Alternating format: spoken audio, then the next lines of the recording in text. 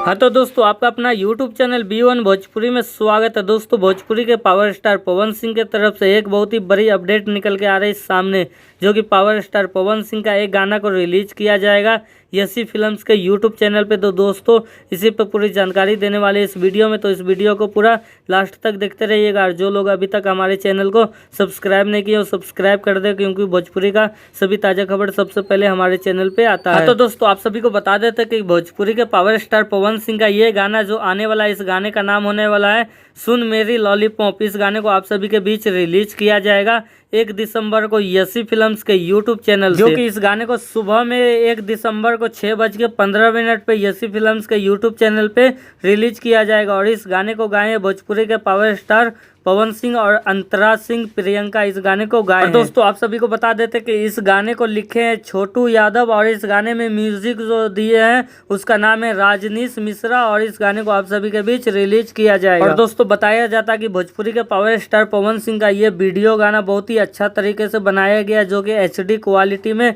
4K quality में ये गाना आप सभी को देखने के लिए मिलेगा। और इस गाने में 2 से 3 हीरोइनी नजर आने वाली। तो दोस्तों ये बहुत ही बड़ा धमाका होने वाला है भोजपुरी के पावर स्टार पवन सिंह का ये गाना। ऐसे में दोस्तों आप सभी को पवन सिंह का ये गाना कैसा लगा नीचे कमेंट करके बताएं, और ये वीडियो पसंद आता है तो इस वीडियो को ज़्यादा से ज़्यादा लाइक करें, शेयर करें, सब्सक्राइब करें। धन्यवाद।